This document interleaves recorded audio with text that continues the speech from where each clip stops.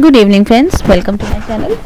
सो आज हमारा टॉपिक है फॉर्म्स ऑफ मार्केट में हम पढ़ने जा रहे हैं मोनोपोली के बारे में। मोनोपोली है क्या, सबसे पहले समझेंगे मोनोपोली किन से मिलकर बनता है। ये जो है ये दो शब्दों से मिलकर बनता है। मोनोपोली जो एक शब्द है ये दो शब्दों से मिलकर बनता है, जिसका मतलब है एक शब्द है मोनोपोली, एक है मोनो और एक होता है पोली। तो मोनो का मतलब होता है single and poly means seller. कहने का मतलब ये है कि मोनोपोली से हम बात जो करने जा रहे हैं वो हमारा मतलब है सिंगल सेलर से, जहाँ पर एक ऐसी मार्केट सिचुएशन के बारे में हम पढ़ेंगे जिसमें only one producer of a commodity and there is no close substitute. ठीक है। अगर हम एक सिंपल लैंग्वेज में इसको डिफाइन करें तो मोनोपोली की एक डेफिनेशन बनेगी, monopoly is a form of market in which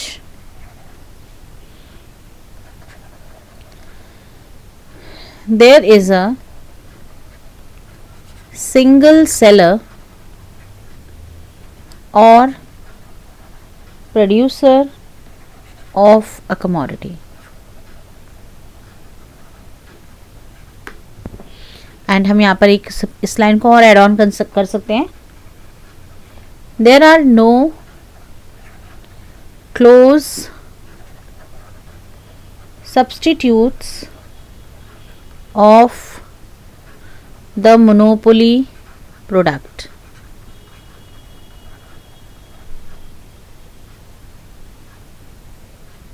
because अगर सब्सटीट्यूट हो जाएगा यानी एक फर्म के अलावा बहुत सारी फर्म्स उसमें प्रोडक्शन स्टार्ट कर देंगी, फिर वो मोनोपोली रहेगा ही नहीं, मोनोपोली खत्म हो जाएगा ना।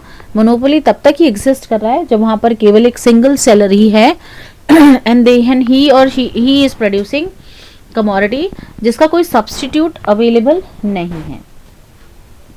This is monopoly. नाउ इसके कुछ फीचर्स के बारे में हम डिस्कस करते हैं। फीचर्स ऑफ मोनोपोली, कुछ फीचर्स के बारे में हम डिस्कस करते हैं। फर्स्ट जो इसका फीचर है that is one seller and large number of buyers. Obviously under monopoly हम बात करें तो there should be a single producer of a commodity, एक ही प्रोड्यूसर होना चाहिए। ठीक है। और मोनोपोली ही तभी है जब तक कि वहाँ पर सिंगल सेलर है, बट जो बायर्स हैं वो बहुत सारे होते हैं and no buyer can influence the price of the product. Got it. Some number 2 हम फीचर्स में ले सकते हैं, that is restriction on the entry of new firms.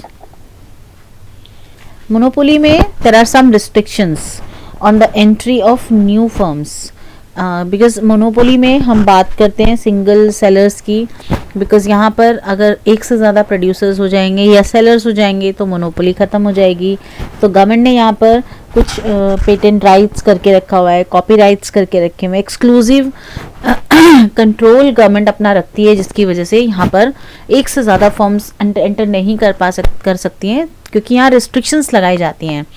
क्योंकि इसमें गवर्नमेंट के पीछे इसका पर्पस क्या होता है, बिकॉज कुछ चीज़ें ऐसी होती हैं जिसे गवर्नमेंट को अपने अंडर कंट्रोल रखना होता है, बिकॉज वो वेलफेयर के लिए होती है। अगर वो प्राइवेट इंडस्ट्रीज़ के हाथों में चली जाएगी या बहुत सारे वहाँ पर सेलर्स हो जाएंगे तो फिर एक वेलफेयर वाली जो हम बात करते हैं, गवर्नमेंट जो वेलफेयर के लिए करती है वो नहीं कर पाएगी। इसलिए मोनोपोली फीचर्स जो है इसमें हम रिस्ट्रिक्शंस ज़रूर रखते हैं, कॉपीराइट रखते हैं, पेटेंट रखें या जो भी रखें, जिसकी वजह से एक से ज़्यादा फर्म्स उस मार्केट में एंटर नहीं कर सकती। नंबर 3 फीचर है no close substitute. Obviously monopoly firm जो है उसमें किसी भी चीज़ का कोई हम क्लोज सब्स्टिट्यूट्स नहीं होता है। इसमें हम एग्जाम्पल में ले सकते हैं रेलवेज़ का। रेलवे में भी कोई क्लोज सब्स्टिट्यूट नहीं है, नंबर 4 में full control over price, because आपको पता है कि प्रोड्यूसर जो है वो अलोन है एक इस कमोडिटी का मार्केट में, so monopolist has full control over its price, so he is a price maker, हम कह सकते हैं कि वो प्राइस मेकर होता है। He can fix whatever the price he wish to fix, वो कोई भी प्राइस जो फिक्स करना चाहता है वो फिक्स कर सकता है। इसका एक सबसे अच्छा एग्जांपल हम रेलवे का लेते हैं, जिसमें मैंने आपको बताया रेलवे में क्या होता है, आपने देखा होगा फर्स्ट क्लास एसी भी होता है, सेकंड क्लास एसी भी होता है, थ्री टियर एसी भी होता है, जनरल भी होता है, स्लीपर भी होता है। अब तो जनरल नहीं है बिकॉज कोविड टाइम से, बट स्लीपर होता है, फर्स्ट सेकंड क्लास होता है, थर्ड टियर एसी होता है। तो मतलब जिसकी जिसकी जैसी जैसी कैपेसिटी वैसा वैसा वो प्राइस लेकर उस चीज़ को अवेल कर सकता है। So full control over price. Number 5 है पॉसिबिलिटी ऑफ प्राइस डिस्क्रिमिनेशन, जिसका मैंने अभी आपको बताया ऐसा नहीं है कि वो मनमाने प्राइस लेगा, डिस्क्रिमिनेशन डिफरेंट प्राइस चार्ज कर सकता है डिफरेंट कंज्यूमर से। जैसा मैंने अभी एग्जांपल दिया, फर्स्ट क्लास एसी से जो अवेल कर सकते हैं उनसे फर्स्ट क्लास का ले लिया, सेकंड क्लास से सेकंड क्लास का ले लिया। बिकॉज रेलवे मोनोपोली है तो ये नहीं है कि क्योंकि मोनोपोली है सिंगल तो अवेल तो सबको ही करना है, अगर अवेल नहीं करेंगे तो फिर कैसे, फिर तो प्रॉब्लम सोल्यूशन ही नहीं हुआ। तो हर डिफरेंट कंज्यूमर से उनकी कैपेसिटी के अकॉर्डिंग वो चार्ज कर लेते हैं, so that is called price discrimination. जिस तरीके का buyer higher income they can avail for 1 tier AC, lower है देन ही और कैन अवेल स्लीपर क्लास और whatever he want to. So ये डिपेंड करता है कंज्यूमर के ऊपर। तो बायर क्या करता है, जो सेलर है वो प्राइस डिस्क्रिमिनेशन कर देता है, जिसकी जिसकी जैसी जैसी मर्जी होती है उस हिसाब से उस प्रोडक्ट को अवेल कर सकता है। तो अभी मैंने बताया प्राइस फॉल करके भी आप प्राइस डिस्क्रिमिनेशन होता है। सो अगर मैं बात करूं डिमांड कर्व की, डिमांड कर्व ऑफ मोनोपोली कैसा होगा, मोनोपोली फर्म जो है, बिकॉज मैंने अभी आपको बताया कि प्राइस को फॉल करना है,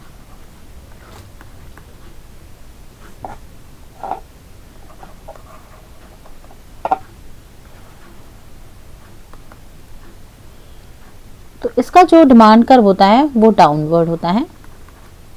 डाउनवर्ड क्यों होता है, क्योंकि डाउनवर्ड इसलिए होता है because it showing inverse relationship between price and quantity, यानी more is sold at a lower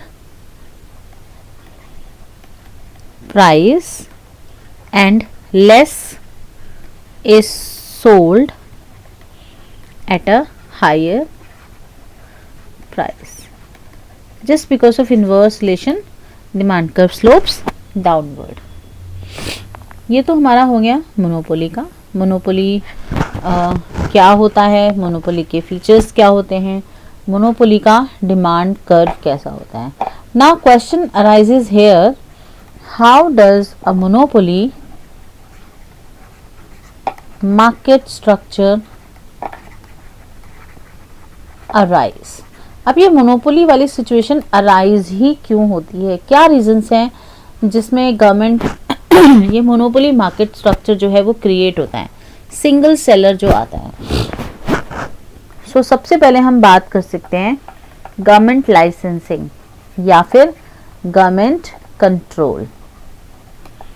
क्या करते हैं गवर्नमेंट, कई बार गवर्नमेंट में grant licence for a particular commodity, government एक किसी पर्टिकुलर कमोडिटी के प्रोडक्शन के लिए लाइसेंस बना देती है कि केवल जिनके पास लाइसेंस होगा वही उस चीज़ का प्रोडक्शन कर सकते हैं, अदरवाइज उस चीज़ का प्रोडक्शन नहीं कर सकता है।